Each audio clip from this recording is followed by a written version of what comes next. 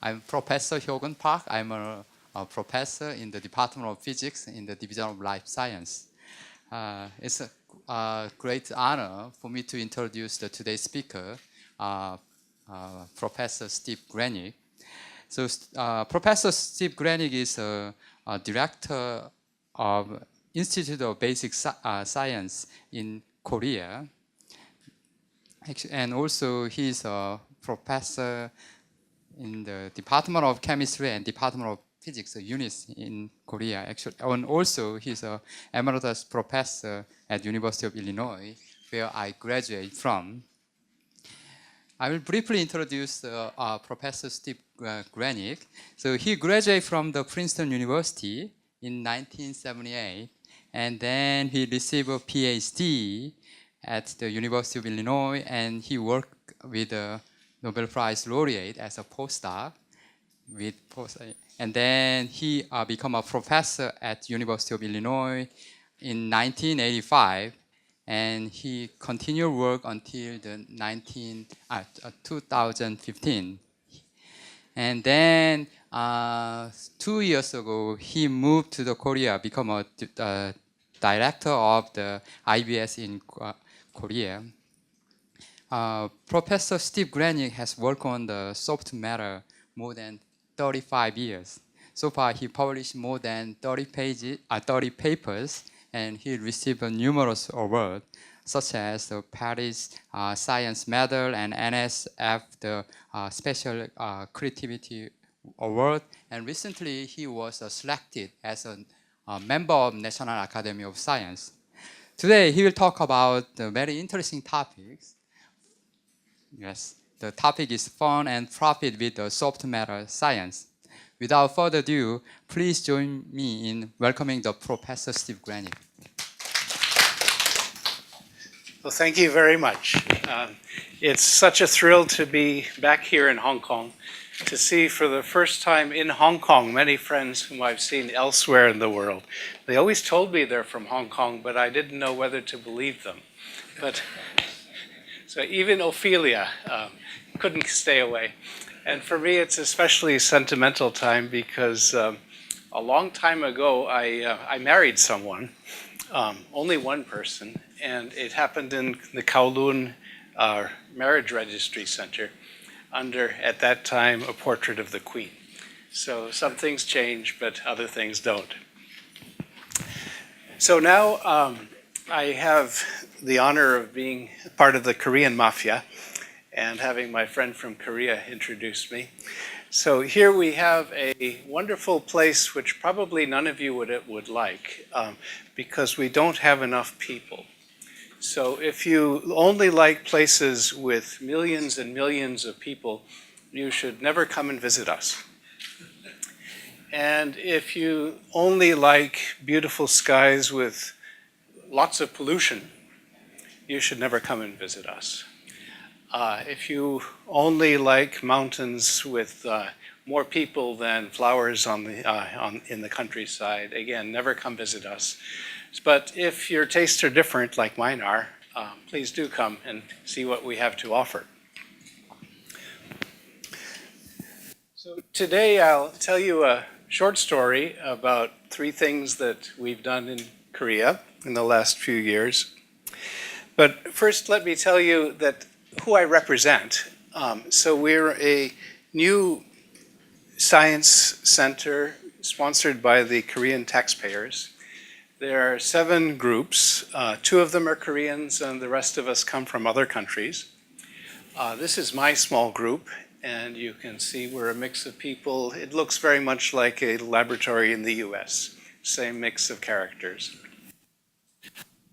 The only restriction that we have, which is quite unusual in the world today, is that although we can work on anything we choose, we're not allowed to write proposals to do it. We're supposed to focus on doing science and not generating reasons to do the science. So I'll tell you a story done by these 2 gifted ladies and by her. and by someone who just recently graduated and began her postdoc in California. So the problem is something you may see on YouTube. This is a famous movie of bacteria swimming around. But somehow, if you don't know what it is, you may think that you can begin to understand what's going on here. Because after all, it's the kind of thing that we as physicists also somehow think that we can wrap our minds around. Yes, there's motion. Yes, it's powered, it's fueled, it's somehow directional.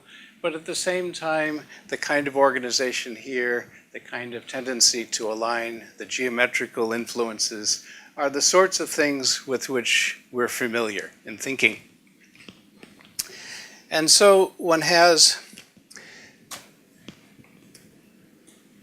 in this sense, some glimmer of understanding why it is that interest in this problem of active matter, at least as measured by the number of citations, is growing so quickly in the world today. And here's a few of the people whose names are identified with this. So certainly I don't want you to think that I'm talking about only our own parochial interests, but I'm just representing a bigger problem that lots of people around the world have begun to think about. So if you accept for the moment that this problem of active matter is something that a lot of people are beginning to think about, the question then is, what are they thinking about? Is it just a buzzword? What is the intellectual content?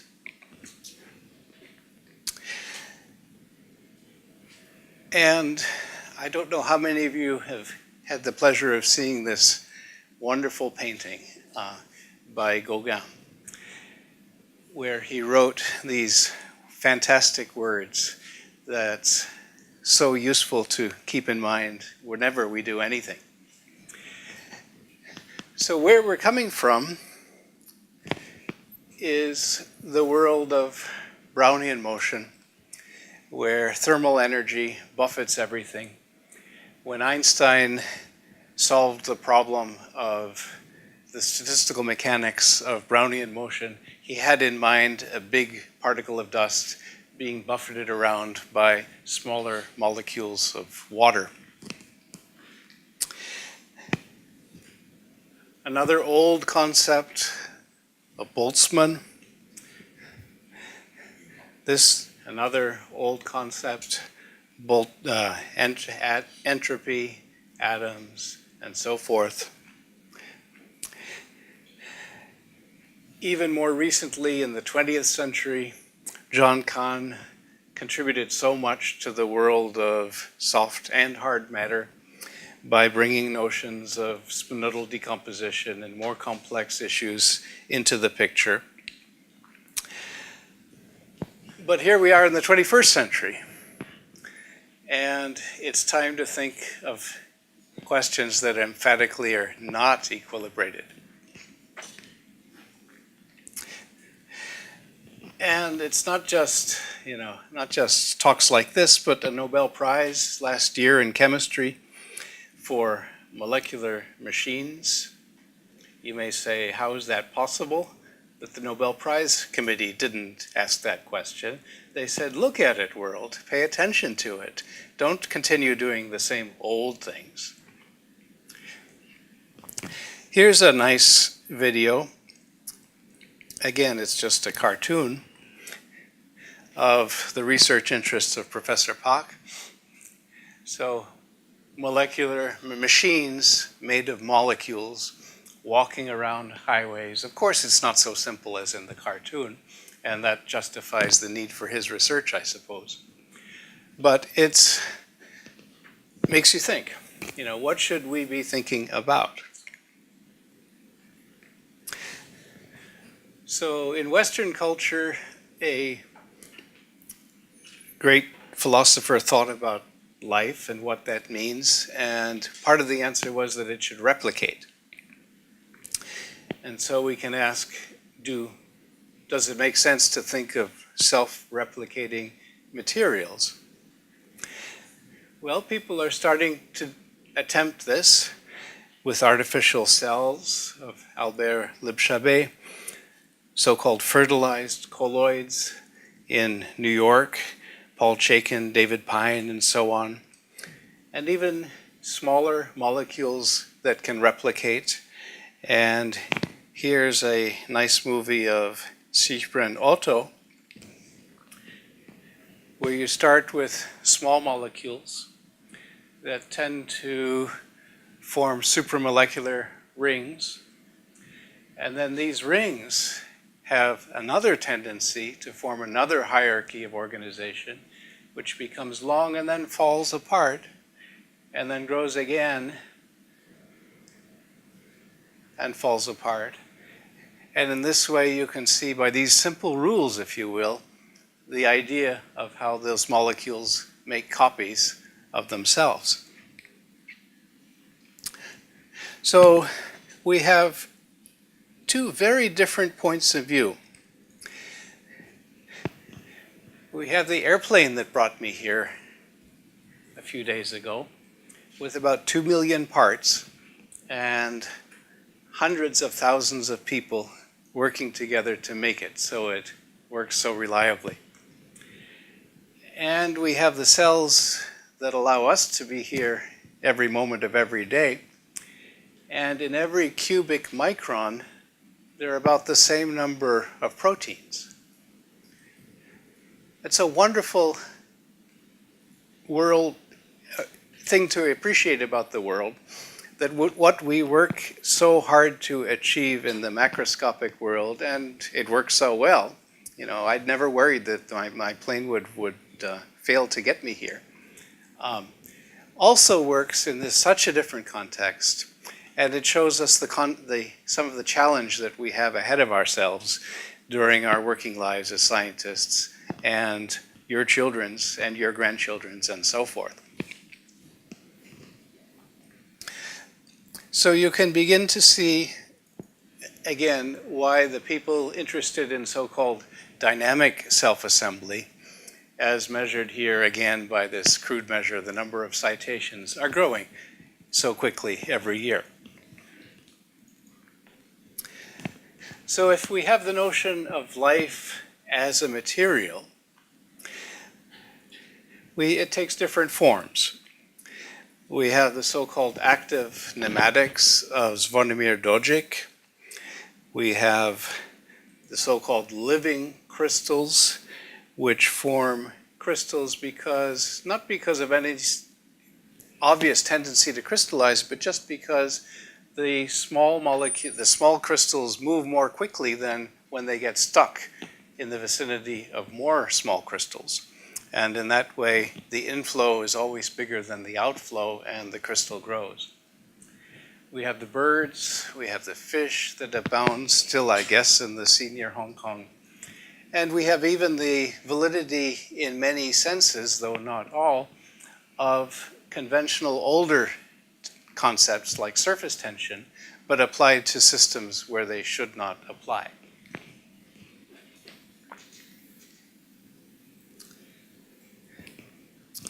Okay. So now we think of what it means when we describe something. We have its function, but I would argue to understand its function, we shouldn't just describe what it is. So for example, the caffeine that many of us had this morning. The molecule is more than the atoms that make it up. The whole is more than the sum of its parts. And just to know the chemical formula doesn't help us. The important thing is that it's in our stomach and circulating in our bloodstream. Okay? So it's interaction with the environment that matters. So unlike what the British left behind, okay, that just sits there and it doesn't help us to know that these cannonballs are sitting in a park. It's not so interesting as the caffeine on the left. So then we have a problem. The people who think very deeply about biological questions end up writing systems and networks and complex interrelationships and so on. And we have the world in which I was brought up, where I read a book called Introduction to Modern Statistical Mechanics by a famous man, David Chandler, who passed away last year. Now, if any of you write a book, my advice is never put modern in its title, because this one was written, before many of you were born. Okay, so how somehow can we make progress here without becoming biologists? So one example here is, how can we see what's going on? Before we can describe something, we need to be able to see it. So one way is, of course, with our eyes. Another way is, of course, with the fluorescent tricks that Professor Pak specializes in. And another way, so with fluorescent dyes, you can do wonderful things. If you look at light emitted, you can watch it with nanometer precision, or if you're lucky, even better than that. This is a molecule that we'd labeled in our labs. But an Achilles heel of all that kind of approach is that you have to label. You have to attach the dye to the molecule. What about electron microscopy, which, as you know, has been giving sub-nanometer, even when you do it right, sub-angstrom resolution for a long time? Well, the difficulty, of course, is that it's a high vacuum technique. And you can look at frozen, and you can look at dry, and you can look at dead samples, but you cannot look at samples in liquid. Until very recently, people had the idea, well, why not try anyway, by simply making the liquid very thin and the windows in between which the liquid is confined even thinner, so that there would still be the chance, if you were lucky, of seeing molecules moving around in liquid. So people have done that with nanoparticles, with silicon nitride windows, with graphene liquids.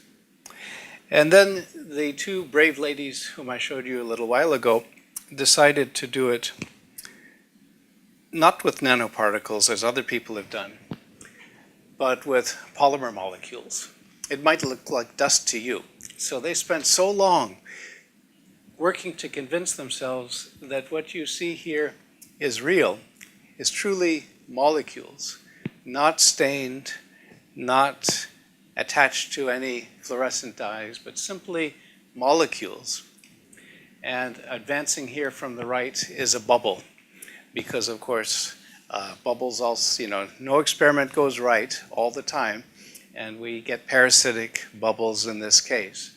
Advancing, but it has the advantage of sweeping the molecules to the side, so you can see that it's not just an artifact, but actually it's something physical there in the experiment.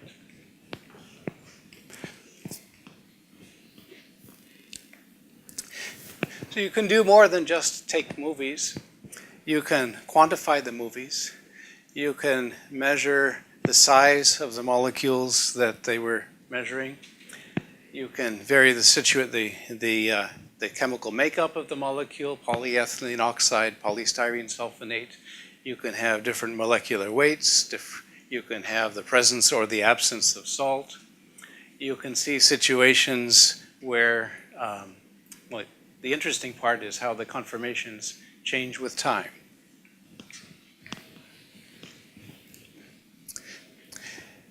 You can begin to see chemical events, not always on purpose. You wish that these things would not happen, but after all, the fact that the whole experiment is possible because electrons are raining down on the sample can, less often than we had expected in the beginning, but it still happens, can destroy the molecules.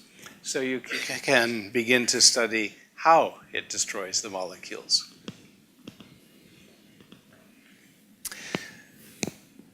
Another big surprise recently has been the following.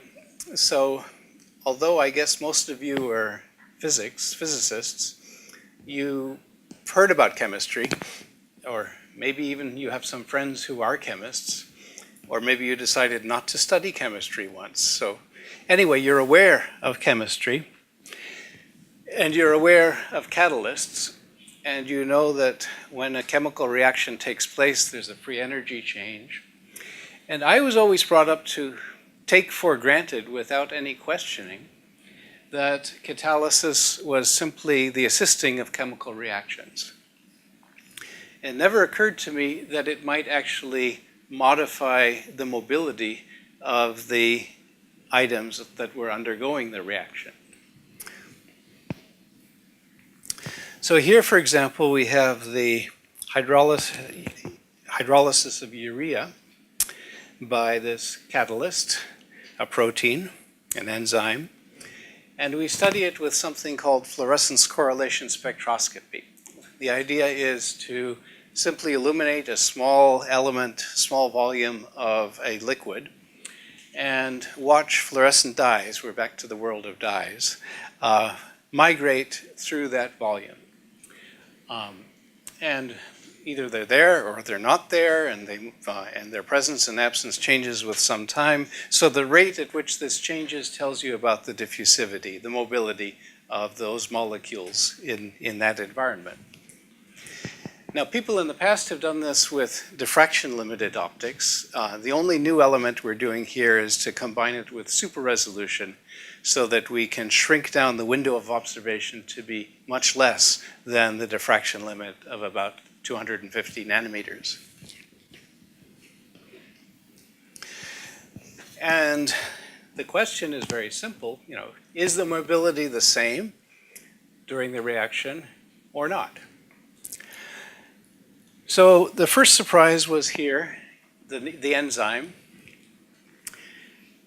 This is the raw data. It doesn't matter what we're plotting. If you ask me, I'll tell you. But the point is, in the normal diffraction limited experiment, we have the curves when there's no chemical reaction and the curve in the presence of chemical reaction. And in the presence, it's shifted to faster times, meaning that the diffusion is faster if it's diffusion, but it fits the line through the data is what you expect for diffusion. And then you do the same experiment for the same enzyme undergoing the same chemical reaction, but in a smaller window of observation, and you see that it doesn't fit the dotted lines anymore, and it's even faster. If you analyze the data I mentioned first for the large window size, it tells you that that seeming diffusion coefficient is growing with the concentration of the reactant, as if the enzyme is diffusing more quickly the more reactant is there. But of course it's not clear whether that makes sense physically, it's just what you measure. If you go down to the smallest window size that we can achieve and look more carefully at the data, it doesn't fit what the theories tell you you should see, so we decide not to fit it according to those models, but we simply measure the time it takes for those enzymes to migrate through the window. And that time isn't a single family of curves like it was before. Now it's become two families. And if we do more experiments, we can convince ourselves that the slower family is just diffusion, and the faster family is something else, more directed, not so random as diffusion. If we take the fast family, it makes sense, we convince ourselves, to imagine that it's directed motion. It's in a preferred direction, probably not a straight line, probably meandering in some way, but since we don't know about the meandering, we avoid making assumptions we couldn't justify about how it's not meandering, and we just imagine it to be a speed. So a distance divided by the time we measure is a speed, and you see the speed extrapolates to zero at about the diffraction limited spot of the larger windows. So things are self-consistent. And if you take the fraction, the fast family, the slow family, and you plot those two fractions as a function of the window of the observation, you see that the fast fraction is 0 for the largest window, and it's more than half for the very smallest windows. So what we think is happening is for the largest windows is that we have some speed and then a change in direction of speed and then a change and so forth. And in that way it becomes a random type motion, but faster than it would have been just from Brownian motion. And we know something else that diffuses like this. It's the bacteria that we work so hard to sometimes nurture, sometimes get rid of. They run and they tumble.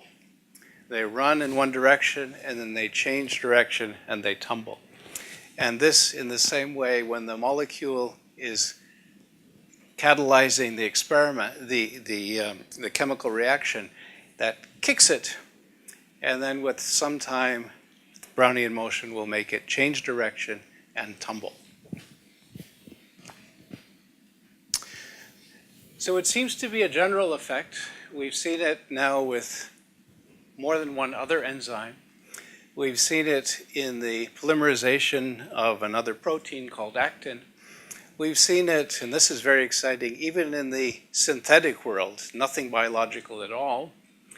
And we've seen that it really seems to be a motion, because this sort of messing up, this hydrogen, propagates to passive tracers that are simply there as innocent bystanders.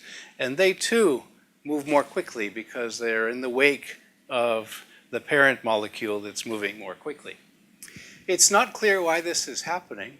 It's been observed phenomenologically by other people before we did, but not with this super resolution, small window of observation that gives us this extra information about the system. Another example of matter out of equilibrium is the colloids that so many of us in this room love to think about and look so uninteresting when we consider them just in an electron microscope, not moving around. So the colloids we like to study have a shape, not a geometrical shape, which is symmetrically spherical, but a chemical shape, the so-called Janus two-sided yin-yang type of colloid. And the particular questions we want to ask are not about individual colloids, but how they act in groups. And as we know, we need to worry about how groups more and more act together these days. So how do we do it? So what we have is a type of colloid that is rendered to be Janus by putting a very thin film of metal on one side. The metal's the particles are silica, and the metal we also coat with a thin film of silica. So chemically, it's the same everywhere. But the polarizability in an electric field is not. So as we sweep an AC electric field, it makes the colloid stand upright, and ions nearby are swept more on the metal side than on the other side. That produces a jet thrust, like the airplane that brought me here, and propels the particle. And you can see the propelled particles here. There's nothing interesting about what they're doing. There's no collective behavior here. But the point is they're moving much faster than by Brownian motion. Brownian motion for these relatively big particles would be not much to look at with this type of microscope. Here there's a lot to look at. And that's why we like these particles. They're pretty big, and therefore they're pretty forgiving. We don't have to work that hard. We can take lots of data. The experiments are very well behaved. We can study, we can work on the physical problems and not struggle to get an image like we did with the earlier experiments.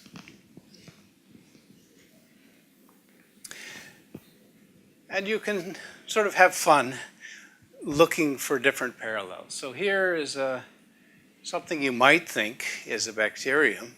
You know, maybe we made a mistake and we are growing bacteria instead of colloids, but no, this is a Janus colloid swimming around in this oscillating electric field in a bath of simple silica particles that are not functionalized at all, and they don't respond to the electric field. You can see the plowing through the background, leaving a wake behind. What about communal effects? Well, if you make a somewhat stiffer background and a higher concentration of Janus particles, you can see the onset of collective effects. There seems to be some intelligence here, doesn't there? But it's not. It's these stupid particles that simply, you know, are no more complicated than I described to you before. It might remind you of this famous painting in Amsterdam. And if you stare at that painting and at the particles moving around, you can see the intelligence going on. It's simply that in order to make headway in a crowded situation, there's no choice but to follow the leader. Otherwise, you just get jammed and can't make progress.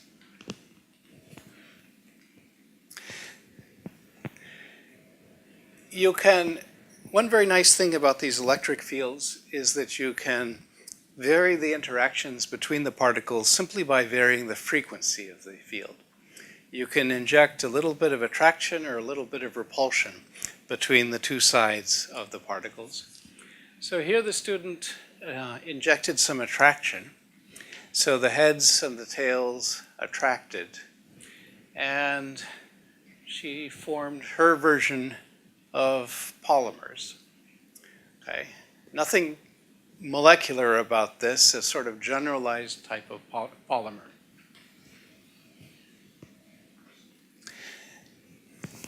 And when the polymer concentration is not too high, and you have attraction between heads and tails, then you might wonder, what about the ends? And the answer is they solve that problem by vanishing. If the head bites the tail of the growing molecule, there is no more head nor tail left. And these look quiescent perhaps to you, but they're not. They're circling, simply not moving, translating from point to point in space. And you can quantify in various ways and zoom in on the images. It's more fun when you zoom in. And here they are. They don't lose energy. They don't get tired. There's no preference for clockwise or anti-clockwise motion. You can see on the left some chains that somehow never did find their ends. You can see how the rings have a reversible attraction and actually can fall apart and then rejoin in different ways.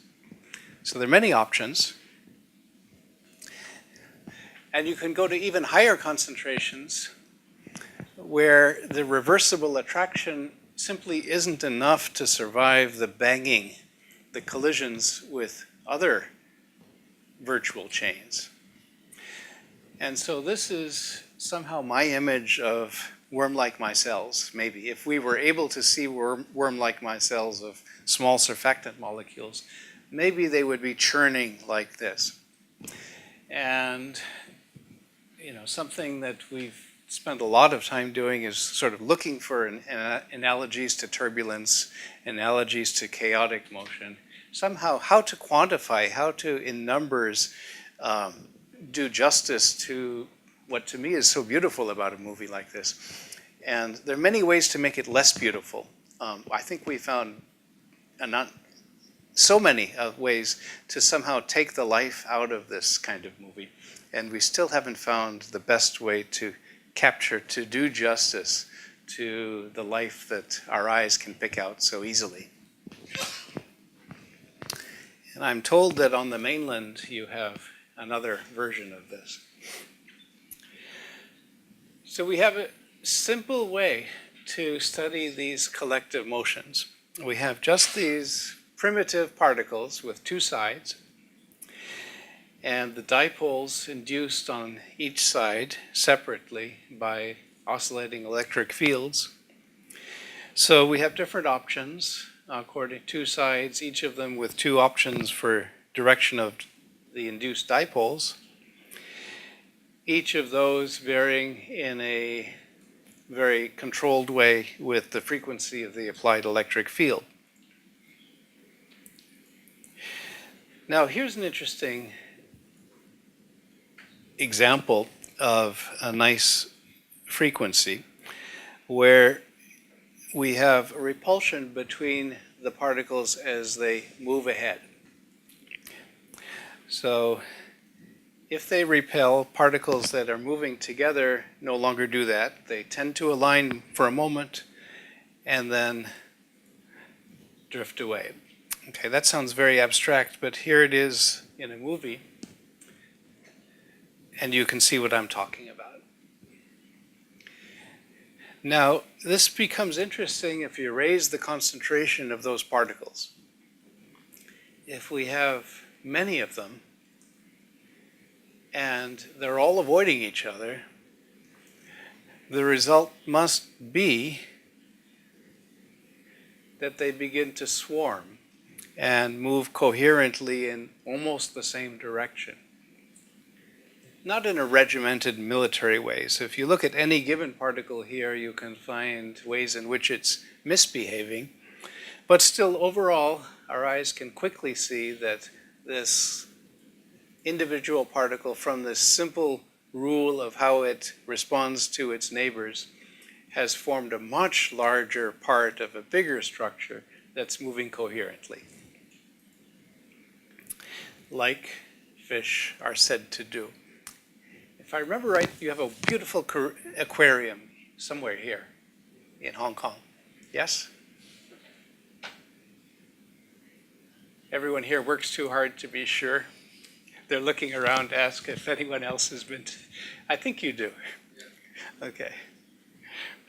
Now what if we have a swarm here and a swarm here,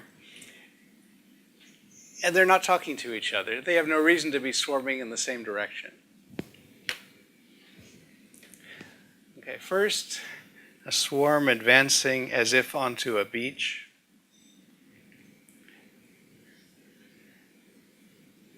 Next, two swarms coming together, meeting with eddies. You know, if this were the ocean under a tide under the action of a moon, we would be more comfortable.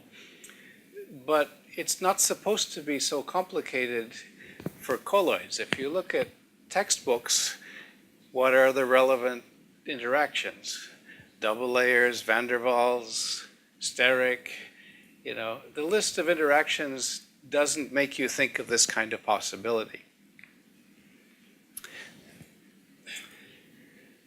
Eventually they form vortices, swirling around, and if you work really hard, you can form, to us, a giant vortex. This is a few hundred micrometers in diameter. You may say, what's all that dirt there? The answer is that's very little dirt. And the student working on this had to do so much work to reduce the dirt to that level. These are sort of parasitic electrochemical byproducts of the electric field and the metal. So it's impossible to totally avoid it. And I learned something about the student. He didn't just pretend that it doesn't happen and select, the one movie out of 10,000 that didn't show this. He told the truth. So I knew that I could believe the other data that he showed me. Still, we couldn't be certain that it wasn't somehow because of the dirt without doing an experiment with no dirt at all. And that's computer simulations with my friend and longtime collaborator Eric Lawton at Northwestern University in the US. So that's harder to do than you might think, because although it's easy to do a computer simulation, it's very hard to do a computer simulation on a system where everyone agrees that it's faithful to the physical situation. So much work went on to convince ourselves of what was the correct model to simulate on the computer. And I used to go to the lab sometimes and hear the student working on this, whose name was Jing, talking on Skype to his friend Ming in Chicago. And they would be screaming at each other. And I asked Jing once afterwards, why were you so mad at Ming? And he said, no, I wasn't mad at all. That's how we talk in Shanghai. Anyone here from Shanghai? Okay. So we learned, because we could see it on the computer too, that the swarming really can be explained from such simple interactions. Some of you were maybe wondering, why did you say that the swarming came just from this tendency to repel at the leading edge? What about the fact that it's in water? What about hydrodynamics? Okay, but on a computer you can just decide off for hydrodynamics, and you see the same thing. Okay, so it's not necessary. It may assist, but it's not necessary.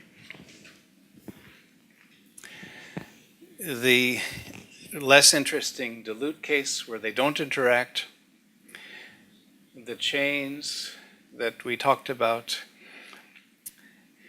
And again, you may have been wondering if all those experiments were projected into a nearly two-dimensional layer, what about 3 dimensions?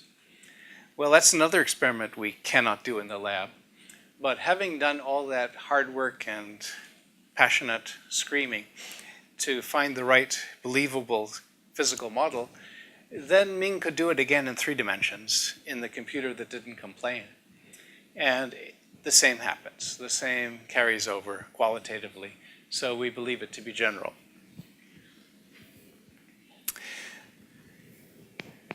So I think we're at just the beginning of finding what we as physical scientists can do productively in this new class of problems without retooling ourselves to be biologists. The biologists don't need us. They're doing very well without us, and there's no way that we could catch up if we tried. But nonetheless, there are these small short stories I told you. And I know, the Nobel Prize to De Gennes was a long time ago.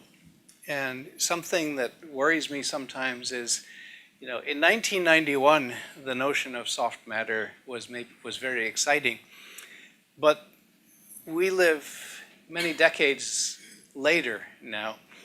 And there is, I'm quite sure, around the world, the feeling that this has become a mature field where the best is in the past and the surprises are gone. And all we can do is somehow harvest the knowledge and apply it to technologies and assist the economy and that sort of thing. But I disagree. And it seems that whenever you do experiments that of a kind that haven't been done before, you find surprises. And even, it hasn't really been in this talk, but even when you do experiments about old problems that you thought were settled, but with new experimental approaches, you find surprises.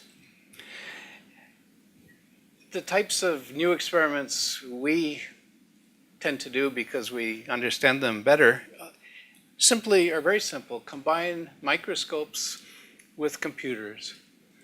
Don't just look through the eyepiece and take a few observations, but fill up gigabytes of data. hard disks are so cheap. Don't stop at gigabytes, go to terabytes.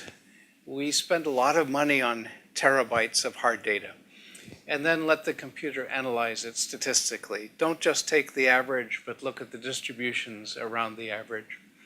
And that type of approach would be really boring if you had to do it by hand with a paper and pencil, and some of you have read about slide rules, but you don't have to. And that's what leads to the surprises.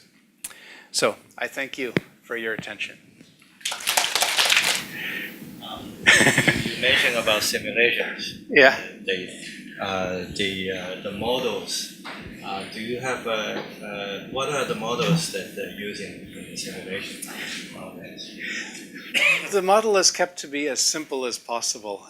We simply we retain a sphere, and we have the dipole of the sphere is actually offset from the center of the sphere. It's a very interesting kind of physical situation. The geometrical center and the electrical center are not the same anymore because of this Janus character.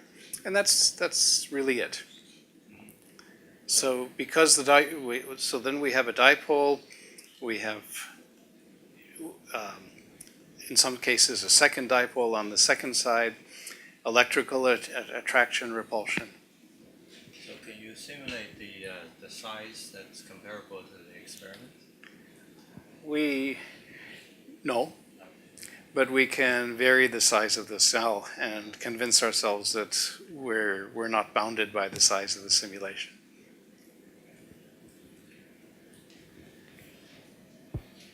Yeah. You know, many years ago, there is for a while very hot. This is a precogene, very far away from equilibrium, all these things. Do you see any relationship for that with this active matter now?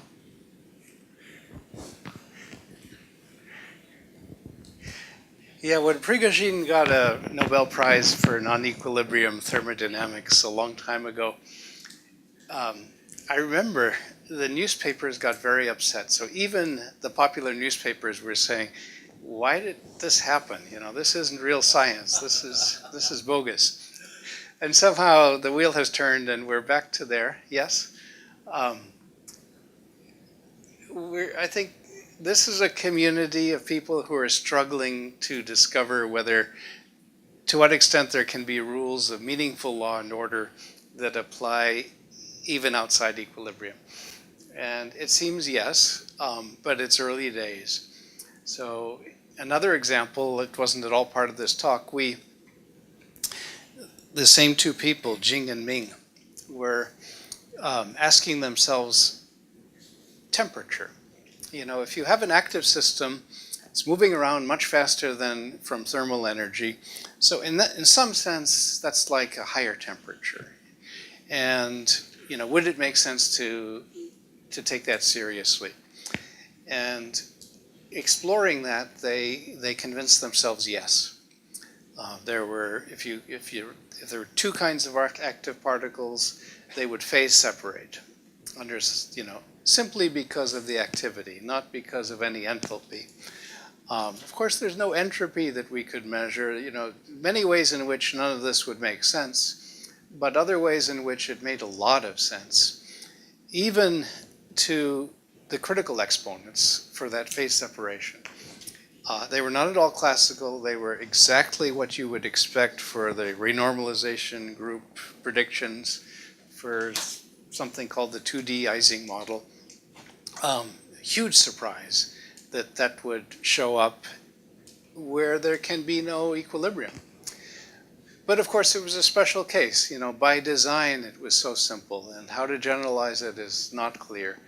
So there's a lot to do and a lot of uncertainty, but yes, we're back to those days of struggling to take seriously non-equilibrium. I'm very interested in this live TM. Yeah. What kind of window you use at the end in your experiment? We use graphene sheets. one sheet, one atomic layer, one sheet thick is too thin, and 10 is too thick. So 2, 3, 4, 5, something like that. Meaning that the electrons are not scattered very much as they go through, but the sheet is very, Flat. more than flat, but a great seal for the liquid, even in a vacuum environment. So you just peel off the graphene through. You peel it graphite? off, you make a container in a funny way, so you have a sheet here and a sheet here, and you avoid putting them together too well. You carefully wrinkle them up a little bit, so that liquid in between gets trapped. Then you have to seal around that. No, the liquid. seal So is automatic. the van der Waals attraction between the graphene sheets. So there's it's a little bit tricky. You have to make sure that your liquid doesn't wet the graphene too well. Yeah. Otherwise, the graphene would never will meet never. another graphene. But anyway, and there's a lot of artistry. It takes a while to teach your hands how to do this. But after a while, that part works. It reminds me, some of you may remember the days of surface forces experiments with mica sheets. That experiment reminds me in its difficulty and sort of working when it shouldn't work, in spite of all the reasons it shouldn't work of the surface forces experiments. So the volume, the sample volume, something Minuscule. very small. It's a layer, we struggle to know the height of these containers, but maybe 50 to 100 nanometers, not more, and curved off towards the edges. Thank you. That's very interesting. Thanks a lot, Professor Granick. So you mentioned that one of the challenges for making those data very clean is to get rid of those dirt. Yeah. Could you maybe mention again where those dirts come from? Is it from the electrode that kind of electrochemically react and then, or? Yeah, exactly. So we will often use titanium, for example, as the metal, but it will just crumple off. A little bit of it will crumple off sometimes, or simply never attach very well in the first place. So in a way, you don't care what doesn't go wrong, what doesn't go right. You just know that it doesn't always go right, and this is a fact of life you have to accept. I see. And does it depend, does the amount of dirt, for example, depend on the voltage and frequency you apply? And time, so the lifetime, these experiments generally won't last more than a couple of hours or so. I see. There's another group in Japan that had tried to do these experiments before we did. And they were so mad because they didn't realize what Jing realized, which was that if you cover nobody asked me about the electrode. There's an ITO electrode, which makes things much worse.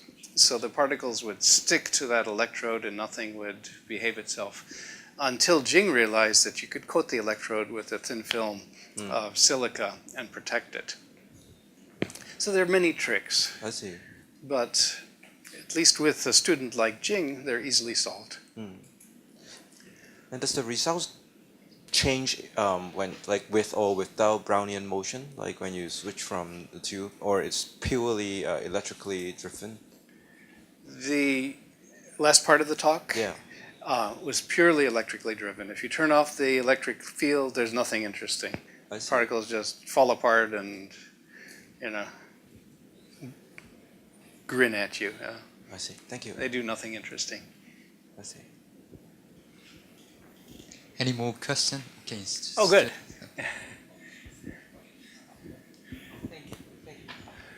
Thank you for your talk. So actually, about the conditions, if the conditions are kept the same when the experiment run for several times, do you observe any difference in the distributions, or they are consistent with each other?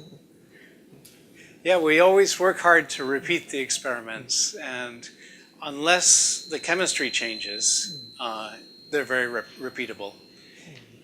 They're repeatable statistically, but none of this is deterministic, right? So there's always options for the details, and we have to make many measurements over many particles in order to see the average. So for example, if we could see the molecules of nitrogen and oxygen here in the air, they wouldn't all be doing the same thing, right? Only the average. So that means that the average size or the chain will also have a similar numbers, right? The levels. Yeah. Oh, I see. Yeah. Oh, thank you. Yeah. Do you have any more question?